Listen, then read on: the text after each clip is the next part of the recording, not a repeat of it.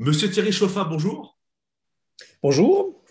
Je vous remercie d'accepter cet entretien qui aura pour thème le bonapartisme. Première question habituelle et rituelle. Pourriez-vous vous présenter en quelques mots, s'il vous plaît? Oh, en quelques mots, oui.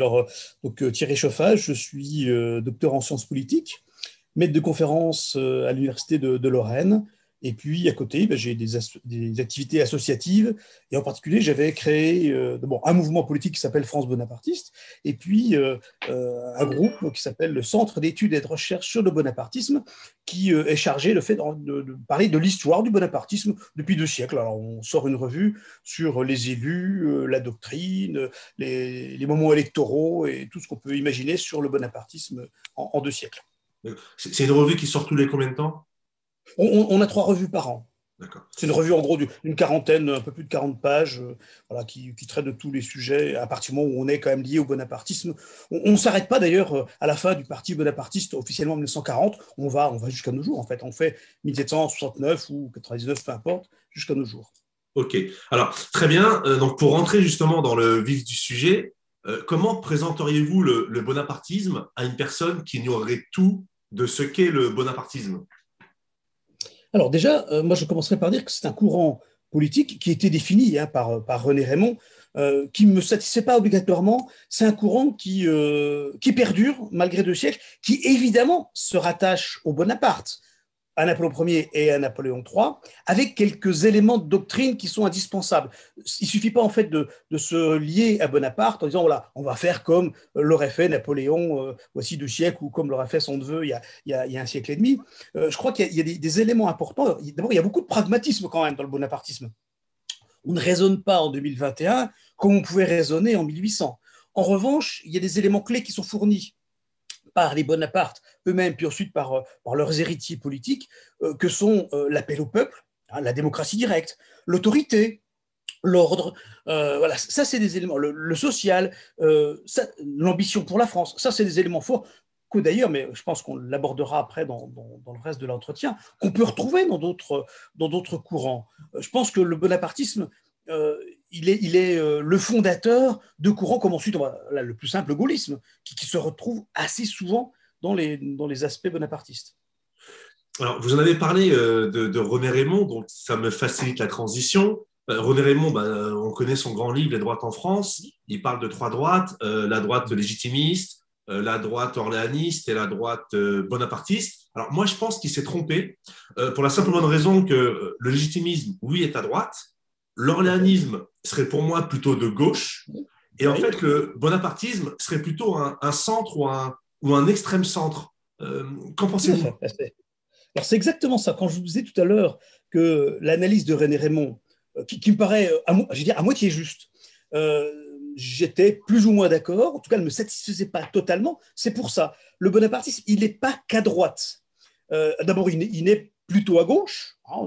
On a parlé tout à l'heure de progrès social. Ça, c'est des idées plutôt de gauche. Même le patriotisme au 19e siècle, c'est plutôt un élément qui est un marqueur de gauche.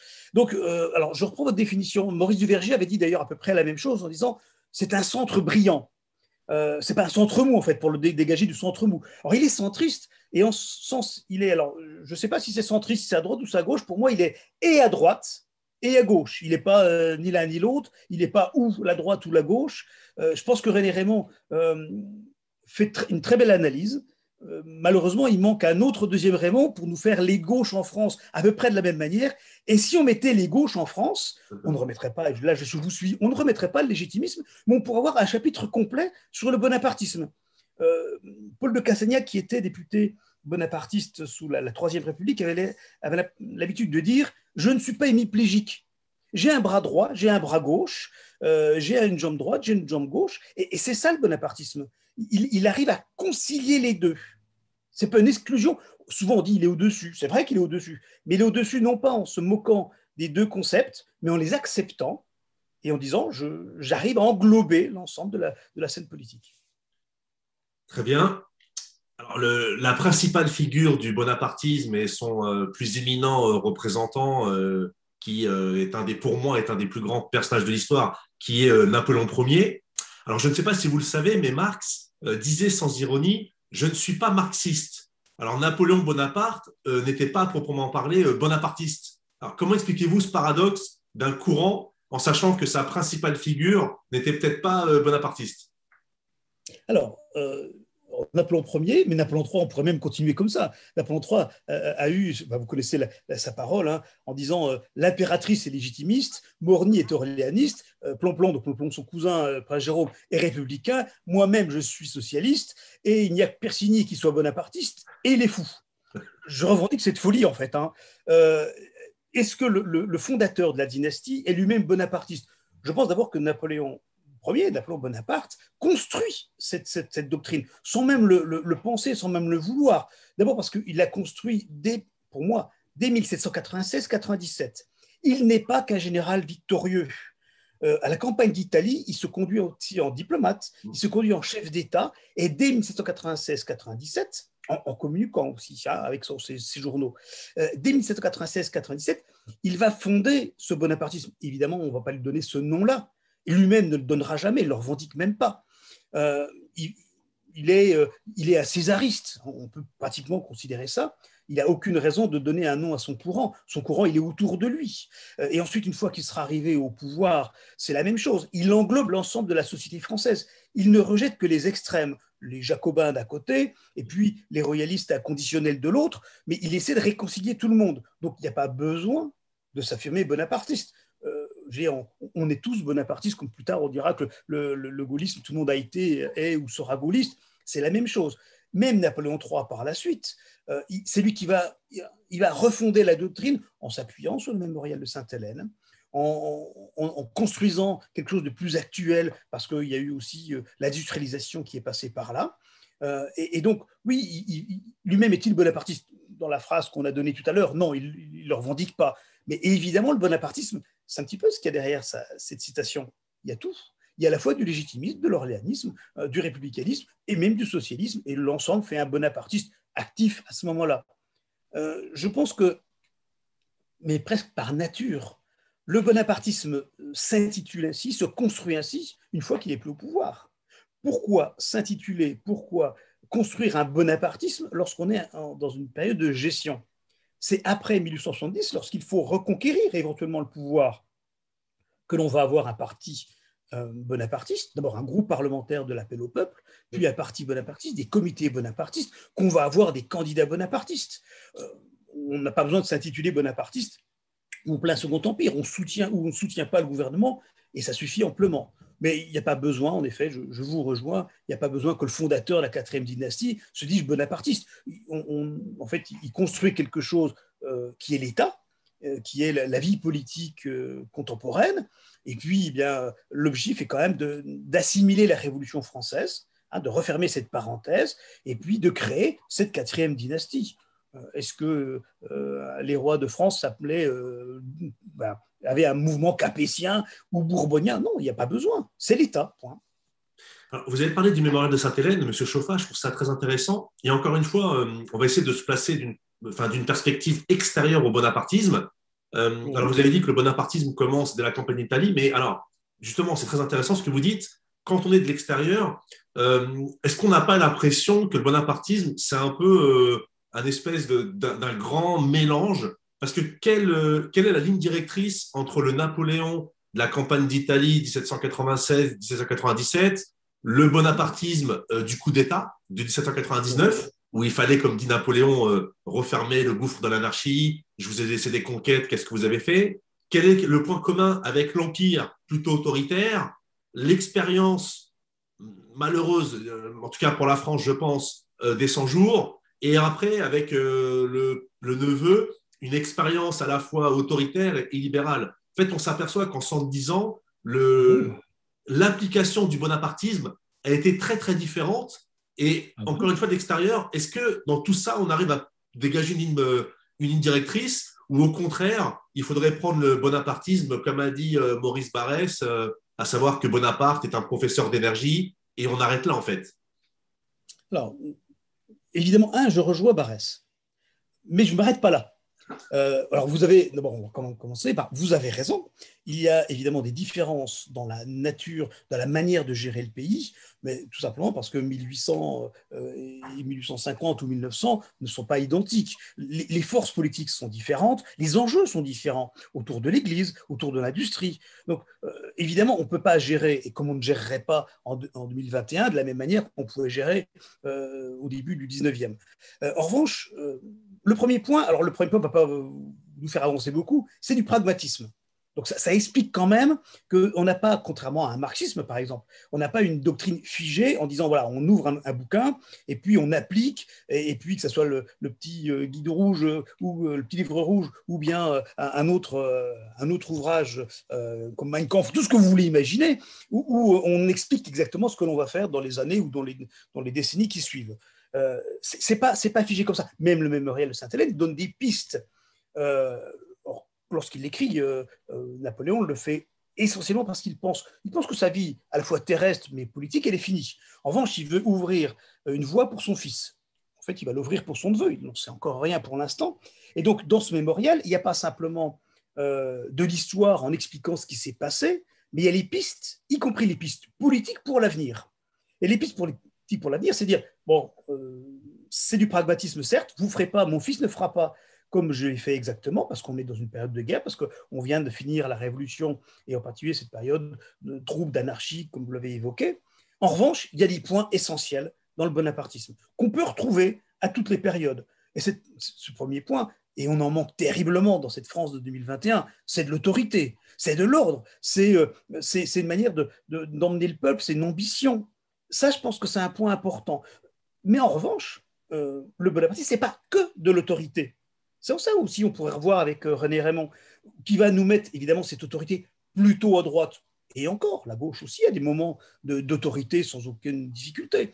Je ne vais même pas remonter jusqu'à Staline et Lénine, hein, mais il y a de l'autorité, il y a de l'ordre, et puis il y a quand même cette démocratie directe quand même. Il y a l'utilisation des plébiscites, alors on dirait maintenant des référendums, mais on n'abandonne pas le peuple en disant vous me confiez le pouvoir et j'en fais ce que je veux après. Bonaparte, après son coup d'État, il fait un plébiscite. Alors, on en pense ce que l'on veut du plébiscite. Je ne dis pas que nous sommes sur un suffrage universel où on ne triche pas. Mais il n'empêche que nous sommes aussi, il faut regarder la période avec les yeux non pas de 2021, mais avec les yeux de 1800. Et lorsque vous faites appel au peuple en demandant j'ai fait un coup d'État, je vous demande de l'avaliser, tout comme le fera Louis-Napoléon Bonaparte, qui se fait élire président de la République au suffrage universel direct, on l'oublie. Masculin. C'est le premier. Pardon ? Masculin. Oui, mais je suis tout à fait d'accord avec vous, masculin, mais montrez-moi un pays dans le monde où on utilise un suffrage universel féminin aussi, il y a aussi, c'est là aussi où on a des œillères parfois, lorsque, oui, on est sur un suffrage demi-universel si l'on veut. On l'a évidemment amélioré, ce suffrage, mais durant tout le Second Empire, on a ces élections au suffrage universel direct masculin, certes, mais où on a des élections législatives, mais aussi où chaque fois qu'il y a un changement de direction politique, chaque fois qu'il y a un changement de constitution, d'éléments constitutionnels, on fait appel au peuple et on lui demande son avis. Ce que je vous renvoie à 2005, c'est pas si vieux. On demande on demande aux Français leur avis et puis on l'applique pas. Au moins les Bonaparte l'ont appliqué. Alors, ce qui est intéressant dans le bonapartisme, si on le compare au légitimisme et à l'orléanisme, c'est qu'aujourd'hui, sur le plan politique, il ne représente plus rien, plus grand-chose. C'est-à-dire que les princes légitimistes ou orléanistes, depuis plusieurs décennies, sont quand même absents du combat politique. Oui. Pour les bonapartistes, c'est pareil. Il y a une espèce d'analogie des trois courants, en tout cas sur ce point-là, qui est intéressante. Et en fait, ma question, M. Chauffat, c'est si aujourd'hui le bonapartisme ne représente rien politiquement, est-ce que c'est à cause de la non-présence d'un Bonaparte qui ferait ou qui mènerait une action politique, ou au contraire, c'est parce que le bonapartisme, sur ses seules idées, ne peut pas convaincre les Français? Alors, là, on aborde quelque chose d'important aussi. C'est, en fait, la question pourrait être, est-ce que le bonapartisme peut s'incarner sans un Bonaparte ? Voilà, et donc on va avoir deux solutions. Si le bonapartisme ne peut exister qu'avec un Bonaparte à sa tête, avec un prince Napoléon qui dirige le mouvement, ou qui en tout cas fait œuvre de prétendant, et qui pourrait, pourquoi pas, être un candidat possible à une élection présidentielle, je suis exactement dans ce que vous dites. L'avenir, il est quasiment inexistant. On voit mal pour l'instant, il y a de temps en temps des petites sorties, mais pour beaucoup de prétendants, légitimistes ou Napoléon, voilà, il n'y a pas d'occupation de la vie politique. Donc la réponse est vite trouvée. Non, si on prend uniquement cette voie-là, sans Napoléon, le bonapartisme est fini. Moi, j'irais dans un autre sens. Le bonapartisme peut-il exister sans un Bonaparte? Peut-il se réincarner? Pour moi, le plus important, et je ne suis pas le seul à le dire, y compris historiquement, je vous renvoie de nouveau à Cassagnac, qui disait « Je ne sers pas les princes, je sers les principes ». Et je pense qu'une doctrine, entre guillemets, parce qu'on a évoqué tout à l'heure l'absence presque de doctrine avec ce pragmatisme, je préfère parler de piliers, de valeurs. Je pense que si on respecte les principes, on peut avoir un bonapartisme, y compris un bonapartisme triomphant, électoralement qui peut peser, voire qui l'emporte, sans un Bonaparte. Le gaullisme n'est-il pas une résurgence d'un certain bonapartisme? Le gaullisme existe sans un De Gaulle, le bonapartisme peut-il exister sans un Bonaparte? Alors oui, sans un Bonaparte à sa tête, mais avec ses références quand même, avec les mêmes références idéologiques, et puis des références aussi historiques, en sachant en gros où on va, dans quelle direction l'on part, et si on reprend les principes, le bonapartisme peut perdurer. Je pense au contraire même que ce sont des idées très, je vais presque dire actuelles. Actuelles, oui, pas nouvelles, elles sont anciennes, mais sauf qu'on l'oublie. Quand vous allez interroger des Français dans la rue, en fait, beaucoup sont bonapartistes, sauf qu'ils ne savent pas mettre un nom derrière les idées qu'ils vont professer. Alors, c'est intéressant ce que vous dites, mais on parlera du gaullisme juste après, si vous le voulez bien, parce que j'ai une question là-dessus. Mais alors, pour vous, le bonapartisme peut éventuellement s'incarner dans un combat politique sans référence à un membre de la famille Bonaparte, parce qu'il y a des principes, il y a des piliers, même s'il n'y a pas une doctrine stricto sensu, comme la doctrine légitimiste ou marxiste ou fasciste ou autre. Par contre, encore une fois, quand on regarde l'histoire objectivement, depuis 1940, cette stratégie de faire émerger le bonapartisme sans un Bonaparte, elle n'a pas fonctionné. Donc en fait, je vous repose ma question. Si elle n'a pas fonctionné, c'est pour quelle raison? C'est à cause de cette manque de figure ou au contraire, les idées... parce qu'aujourd'hui, en fait, le bonapartisme, c'est un peu comme le gaullisme. C'est-à-dire que tout le monde s'en revendique, mais est-ce que vraiment les gens qui s'en revendiquent le sont? Il y a deux questions. Alors, mais... non. D'abord, on va commencer par celle-là. Non, il ne suffit pas de prendre l'étiquette bonapartiste pour que le produit soit bonapartiste. On est d'accord. Quand je parlais de principes tout à l'heure, les principes sont plus importants que le contenant. Et je préfère là aussi, mais il peut y avoir des débats, y compris chez les bonapartistes. Je préfère que l'on parle de principes et que l'on applique des principes, même si ce n'est pas un Bonaparte, plutôt que d'avoir un Bonaparte qui a l'étiquette Bonaparte, qui a l'hérédité Bonaparte et qui professerait des idées totalement autres, au moins au pilier. Après qu'on s'adapte, c'est évident, mais au moins qu'au pilier assez fort du bonapartisme. Donc ça, c'est le premier point. Ensuite, quand vous dites, bon, c'est vrai que le bonapartisme, depuis 1940, il n'existe quasiment plus, où on était en tout cas à l'état de trace.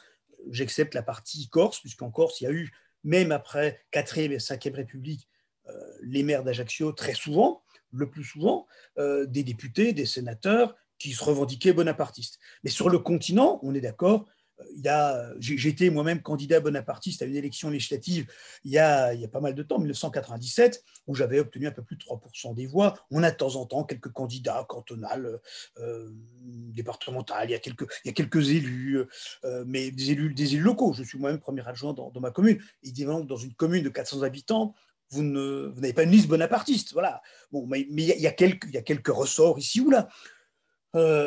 Pourquoi ça n'existe plus? Alors, c'est vrai, première raison, ça commence à être un peu vieux. Vous parlez de Bonaparte maintenant, on parle plutôt d'histoire que de politique. L'absence de prince, à partir de 1940, le prince Louis-Napoléon dissout l'ensemble des mouvements bonapartistes, de la presse bonapartiste, et lui ensuite va s'engager d'abord dans la Légion étrangère, dans la résistance ensuite, dans la libération. et ne fait pas renaître de ses cendres tous ces groupes. Il y a une demande, mais lui ne fait jamais renaître. Et donc après, les groupes ne renaissent pas. Il faut attendre globalement 1992 avec la création du Rassemblement bonapartiste, mais qui électoralement n'a pas de pesée. Et Qui, pardon de vous voilà, couper. Pardon de vous oui, bien couper. sûr. On sait pourquoi, après la Deuxième Guerre mondiale, le prince, il ne relance pas la machine? Alors, je pense que d'abord, encore une fois, on a une grande parenthèse. Hein, moi, je vous rappelle qu'il y a la loi d'exil de 1886 qui est encore appliquée et il y a une tolérance. C'est qu'une tolérance au début, hein, jusqu'à la loi de 1950 qui supprime cet exil. Il y a une tolérance. Donc, d'abord, lorsqu'il vient, il considère que, ayant le droit, mais, enfin, le droit, ayant la possibilité de vivre en France, d'ailleurs, il se marie en France en 1949, c'est pas pour. En fait, c'est pas pour faire craindre qu'il va relancer ses partis et pourquoi pas partir à la conquête de la 4e République. Donc je pense qu'il y a déjà ça, cette reconnaissance envers De Gaulle, puis ensuite envers la France, y compris la 4e République, qu'il accepte sur son territoire alors qu'on pourrait très bien l'expulser. Je pense qu'il y a déjà ça.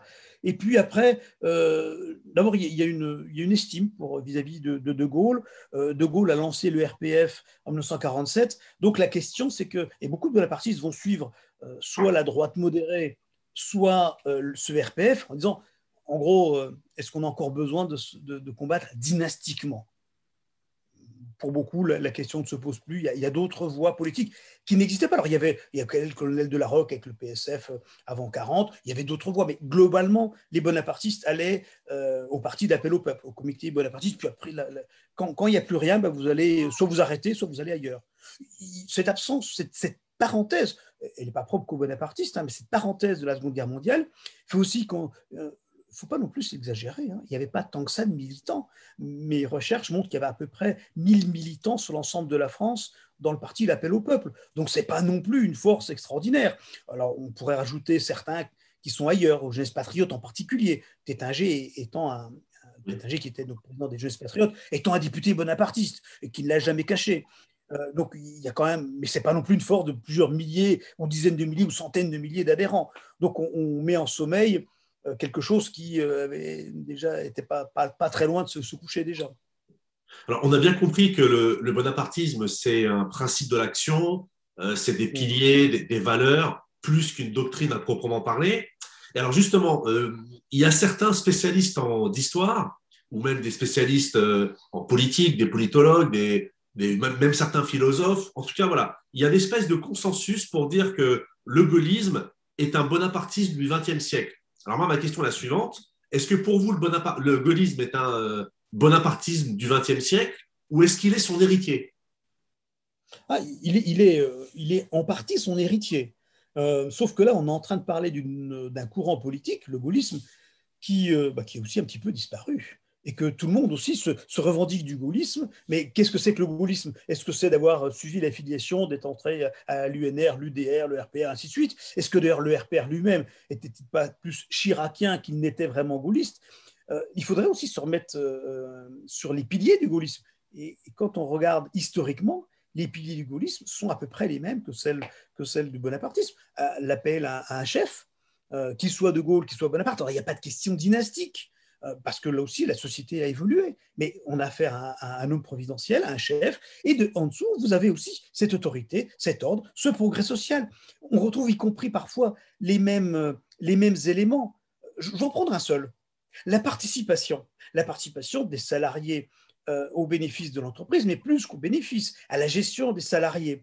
Tout le monde va dire, voilà, c'est De Gaulle, l'ordonnance de 1967, on a à la fois des textes, mais, et puis De Gaulle avait même pensé à un référendum sur la participation en 1968. Donc ça, on va dire, c'est pleinement la doctrine sociale du gaullisme. Mais la participation, elle est créée par les bonapartistes. Elle est déjà évoquée par Louis-Napoléon Bonaparte, y compris dans l'excitation du paupérisme. Et ensuite, elle est reprise par des gens comme Laroche-Joubert, qui est un papetier à Angoulême, qui met en application cette participation et qui est un député bonapartiste. Et ça, c'est une grande part de la doctrine sociale du bonapartisme. Après 1947, c'est repris par le gaullisme. Donc oui, il y a un héritage, il y a un vrai héritage sur beaucoup de choses. On retrouve même des bonapartistes militants d'avant 1940 se retrouver au RPF ensuite. Et je pense à l'Abbé Enoch, par exemple, un aumônier militaire qui sera au comité du RPF et qui avait été secrétaire général du parti L'Appel au peuple. Donc on pourrait les déceler, ceci. Donc il y a un héritage. Maintenant, je vais même plus loin que vous. Faut-il pas trouver maintenant un héritier au gaullisme? Je ne le connais pas, mais je pense que si on considère que le bonapartisme, et alors mes amis ne vont pas aimer, mais si le bonapartisme est mort en tant que doctrine, mais il en reste quand même quelque chose, et qu'on a passé le lien, le relais au gaullisme, bah, il faut que le gaullisme passe ce relais à quelqu'un d'autre, parce que le gaullisme, on a encore des mouvements gaullistes, des partis gaullistes, on a encore des gaullistes. Est-ce qu'il y a encore vraiment du gaullisme à l'intérieur des Républicains, par exemple? Je me pose la question, mais je crois que j'y réponds vite. Donc, il faudrait trouver un héritier suivant. Peut-être qu'on passe le relais, mais il ne faut pas que l'héritier final oublie d'où il vient.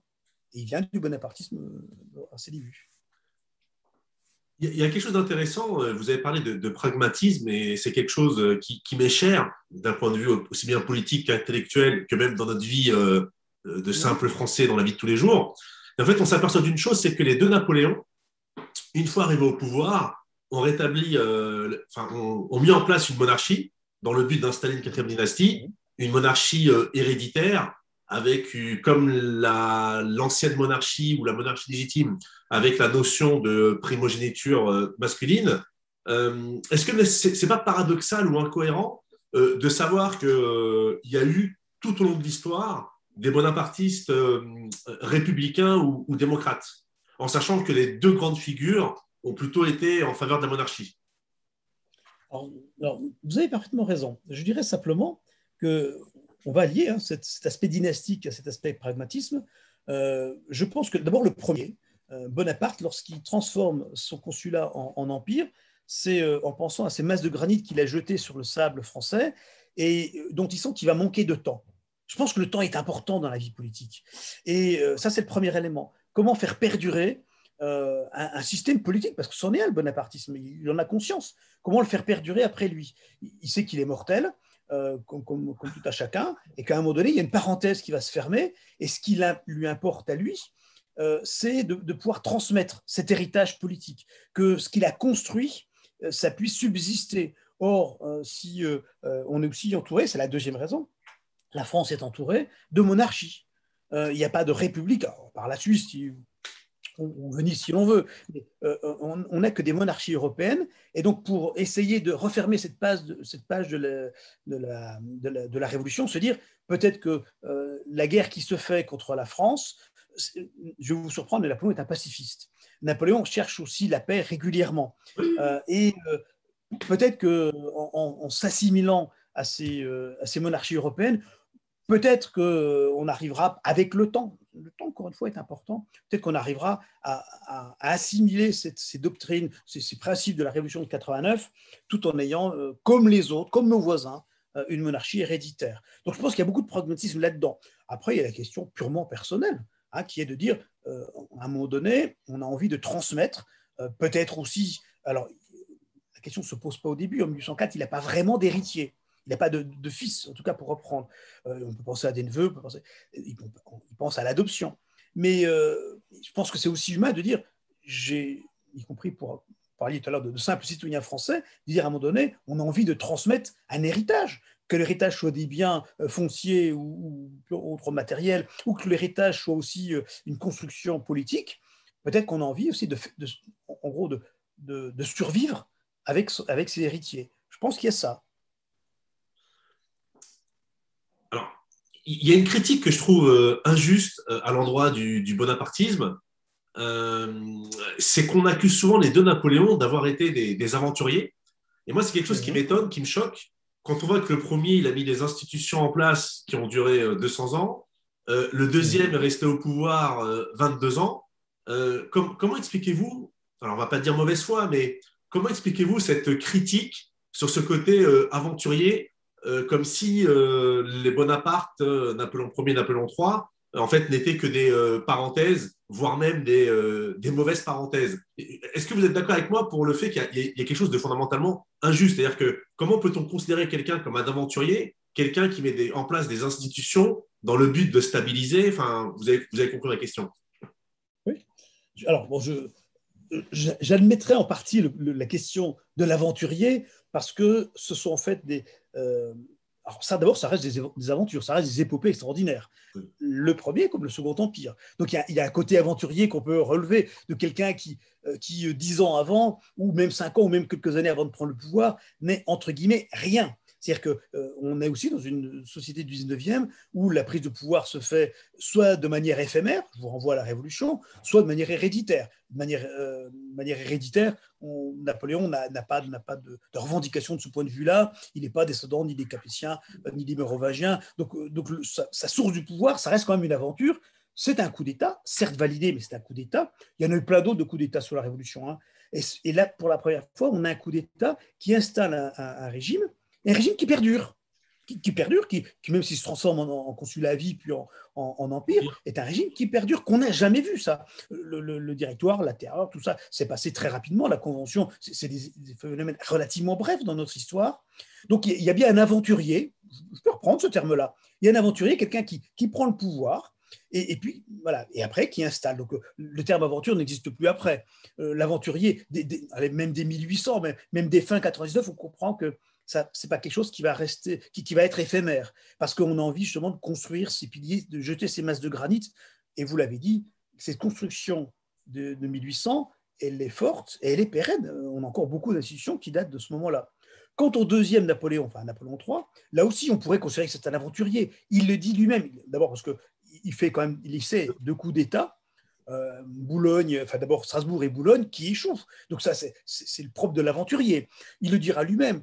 Au début de l'année 1848, il peut compter sur en gros 7 bonapartistes en France. Et en fin d'année, c'est 7, mais c'est 7 millions d'électeurs qu'il a. Donc il y a aussi ce côté aventurier de dire qu'il est le seul, ou quasiment le seul, à croire à son étoile, à croire en son avenir. Il y a un côté aventurier. En revanche, évidemment, après, on a 22 années de vrai exercice du pouvoir, surtout après 1851, de vrai exercice du pouvoir, et là aussi d'une construction d'une France moderne, industrielle, mais aussi les questions bancaires, les questions sociales. On l'oublie, mais le droit de grève, c'est Napoléon III, la retraite des fonctionnaires, c'est Napoléon III, enfin, les sociétés de sous et ainsi de suite. Donc oui, on arrive avec des régimes qui, là aussi, j'ai la recette. Mais elle n'est plus appliquée, c'est ça le problème. La recette, on la connaît, c'est la confiance, c'est de rassurer les Français, c'est d'arriver aussi à réconcilier l'ensemble des Français, quelles que soient leurs opinions, quelle que soit leur religion, quelle que soit leur classe sociale, et d'aller dans le même sens. La recette, elle est là. Malheureusement, elle est très rarement appliquée par nos dirigeants.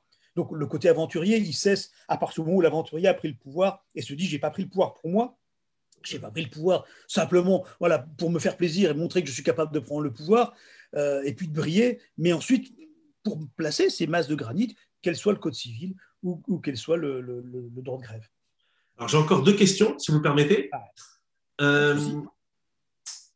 il y a quelque chose de fascinant dans l'histoire napoléonienne, c'est que tout le 19e siècle, alors même s'il y a Sainte-Hélène, le mémorial, etc., mais tout le 19e siècle est quand même marqué par la mythologie napoléonienne, la geste napoléonienne, la légende napoléonienne. Et pourtant, il y a quelque chose que je trouve très étonnant, c'est que, et même triste en tant que Français, c'est que les 2 régimes ne résistent pas à la défaite militaire.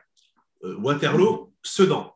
Donc d'un côté, on a une geste napoléonienne qui est exceptionnelle, enfin, il n'y a pas d'exemple dans l'histoire, et d'un autre côté, quand le régime vacille en 1815, alors après, on ne va pas refaire l'histoire, mais Napoléon ne fait pas certains choix et fait d'autres choix, et puis après, Sedan, malheureusement, il y a une révolution à Paris, mais comment expliquez-vous que ces 2 régimes, malgré leur volonté de se stabiliser, de s'institutionnaliser, la volonté de transmettre le pouvoir au premier héritier, Napoléon II et Napoléon IV, comment ça se fait qu'à chaque fois, la défaite militaire, on ne pense pas à l'héritier, ou alors si on y pense, ce n'est pas mis en place?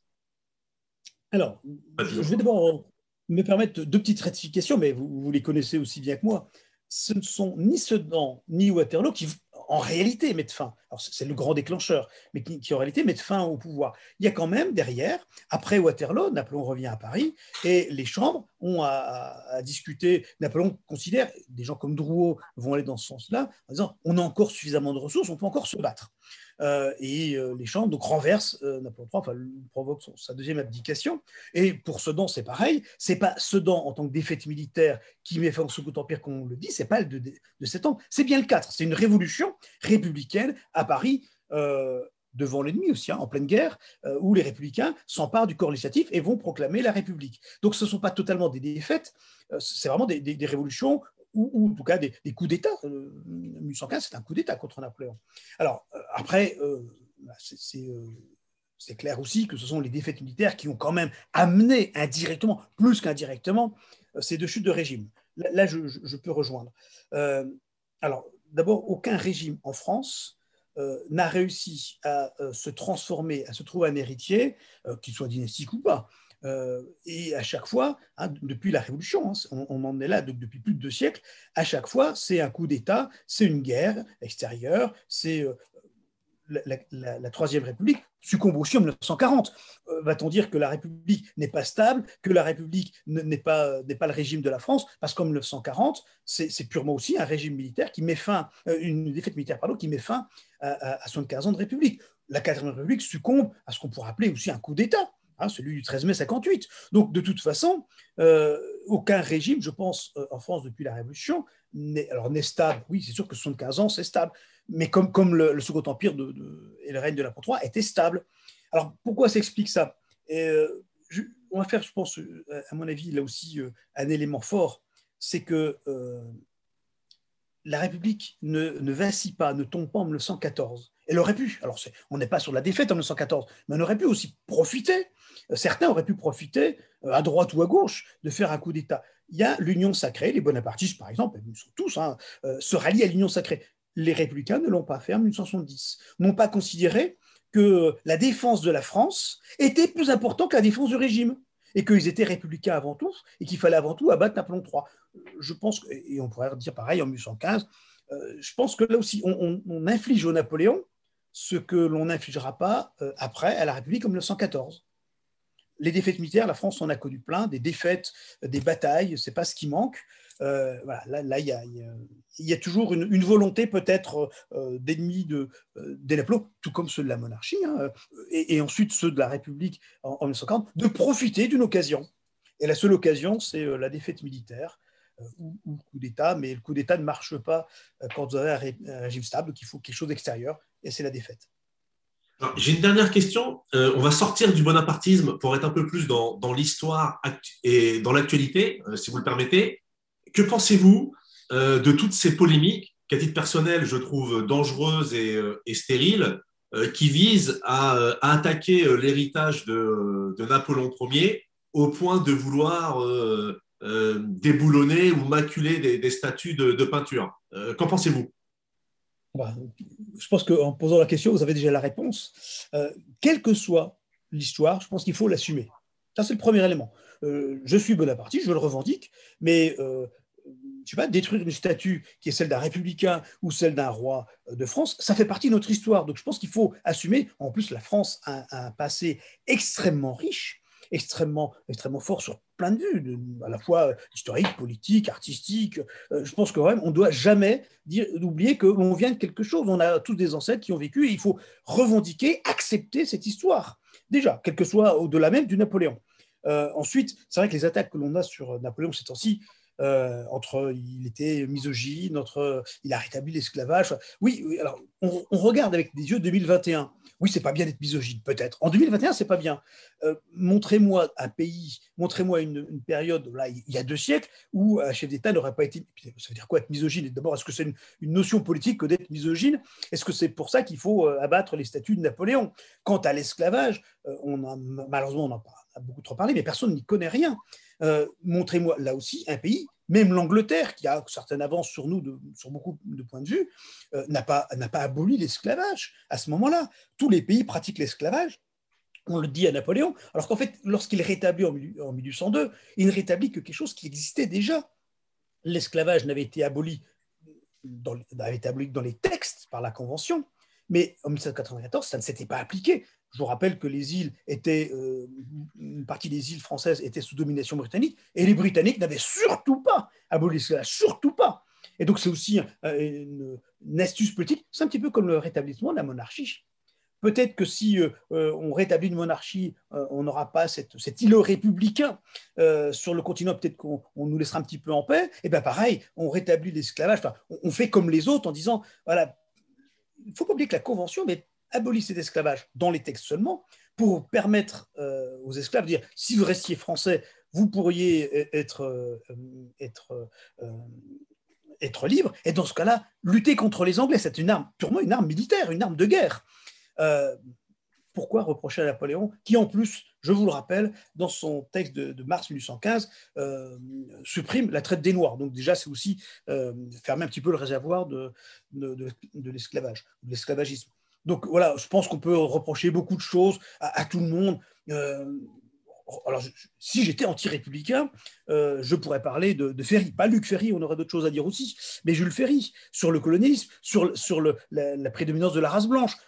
Bon, je pense que ces notions sont ridicules. Personne ne regarde avec ce qui se passait à ce moment-là. Le colonialisme, c'est pas beau dans ce cas-là. Faut-il enterrer la République pour ça? Bon, je pense que là, il faut, là aussi, dans tout règne, il y a du positif, du négatif. Je pense que si on fait la pesée pour Napoléon, le règne est beaucoup plus positif. Il y a des points négatifs, oui. On peut parler de l'homme. L'homme n'est pas obligatoirement parfait. Napoléon ne l'était pas non plus. Bon, ben écoutez, ça sera le mot de la fin, à savoir que le règne napoléonien, sans quoi je suis totalement d'accord, aura apporté quand même plus de bienfaits que le contraire. Monsieur Chauffat, je vous remercie beaucoup. Et on a bien compris aussi que l'anachronisme en histoire, c'est quelque chose de vraiment mortel.